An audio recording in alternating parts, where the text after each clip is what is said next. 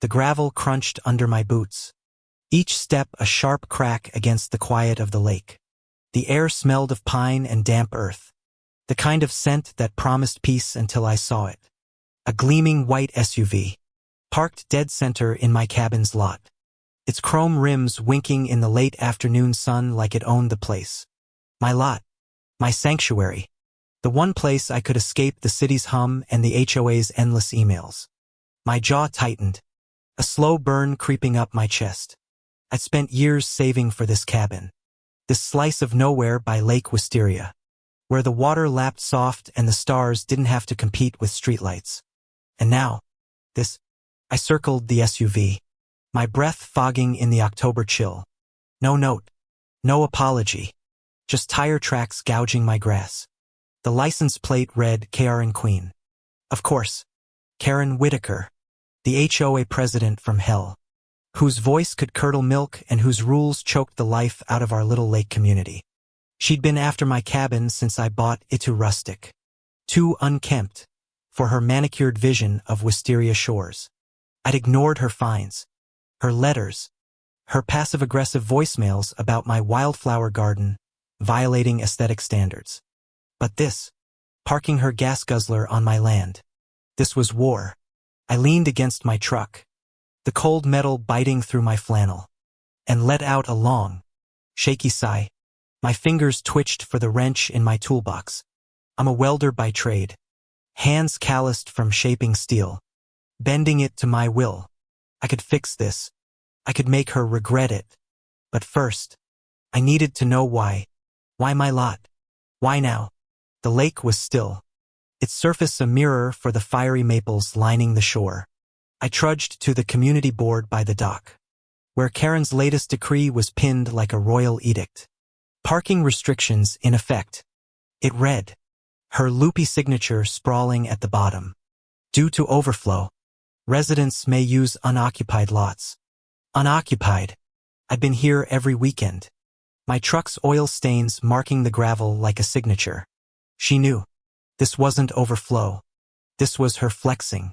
Her way of saying she ran this place. My blood boiled. A low hum in my ears like a distant chainsaw. Back at the cabin. I grabbed a beer from the fridge. The glass sweating against my palm. The pop of the cap echoed in the quiet. I sat on the porch, staring at her SUV. Its bulk an insult to the lake's calm. My phone buzzed another HOA email. Reminder. All property owners must comply with community standards or face penalties. Penalties. The word stuck in my throat like a fishbone. Paid my dues. Mowed my grass. Kept to myself. But Karen. She thrived on control. On catching people in her web of rules. Last month. She'd fined Old Man Jenkins for his unsightly birdhouse. The month before.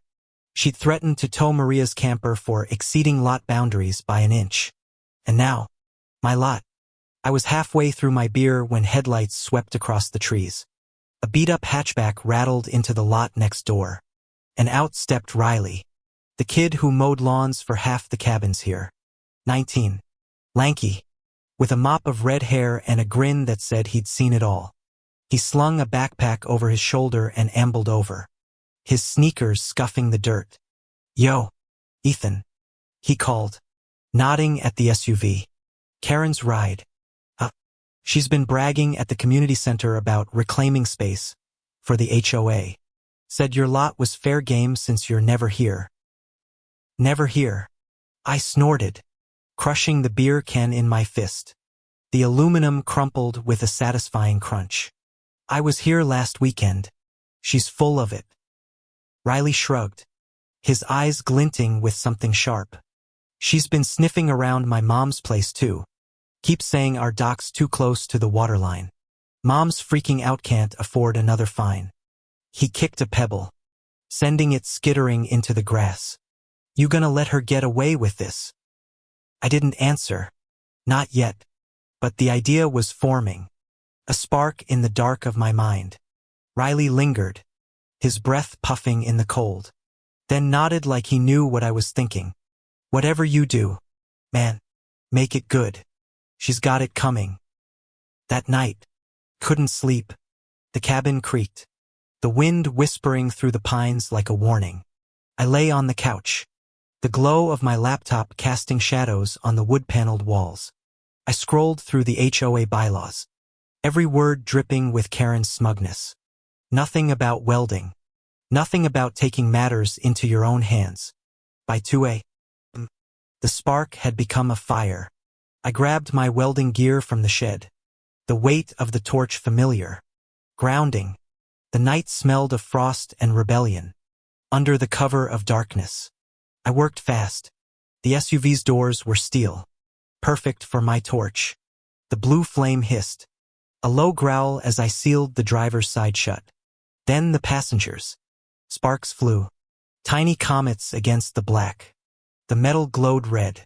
Then cooled to a dull scar. I stepped back. Heart pounding. The acrid smell of burnt steel stinging my nose. It wasn't enough to just lock her out. I wanted her to feel trapped. The way she made everyone else feel. I grabbed my angle grinder next, carving a single word into the hood. Karen. The screech of the blade was music. Raw and unapologetic. Dawn broke, painting the lake in pinks and golds. I was on my second coffee when Karen's scream shattered the morning. She stood by her SUV, her face red as the maples, her designer scarf flapping as she waved her arms. Who did this? Who dares? Her voice was a siren, high and grating, bouncing off the water. Neighbors poked their heads out, curtains twitching. Riley was there, leaning against his mom's porch, smirking. I stepped outside, my mug warm in my hands. Problem, Karen. I called, my voice steady but laced with venom. She whirled on me, her eyes narrowing to slits. You did this. Ethan, you think you can vandalize my property and get away with it? I'm calling the police. Go ahead, I said, leaning against the porch rail. The air was crisp, the lake's ripples catching the light. But maybe explain why your car's on my lot first. Her mouth opened, then closed, a fish gasping for air. She stormed off, phone already to her ear. I sipped my coffee, the bitterness grounding me. Riley gave me a thumbs up from across the lot, his grin wide enough to split his face. The police arrived an hour later. 2 officers in a cruiser that kicked up dust on the gravel road. Karen was in full performance mode, gesturing wildly, her voice climbing higher with every word. He welded my doors shut. Look at this. It's destruction of property. The officers, one stocky, one lean, inspected the SUV, their faces unreadable. The stocky one, Officer Hayes, scratched his jaw and turned to me. This your lot, sir? He asked, his voice calm but firm. Yes, sir, I said, meeting his gaze. Deeds in my cabin if you need it. She parked here without permission. HOA bylaws say it's my right to protect my property. Karen spluttered, her scarf slipping. That's absurd. The HOA allows overflow parking. He's just a bitter, non-compliant. Ma'am, the lean officer cut in, holding up a hand. We'll need to see the bylaws. And your registration. Her face paled. She fumbled in her purse, producing papers that shook in her hands. The officers read them, then exchanged a look. Hayes turned to me. You admit to welding the doors? I nodded, my heart a steady drum. And carving the hood. She's been harassing this community for years, fining people for nothing, bullying them into submission. This was my line in the sand. Hayes sighed, long and heavy, like he'd seen this movie before. Not saying I don't get it, but you can't go welding people's cars shut. That's vandalism.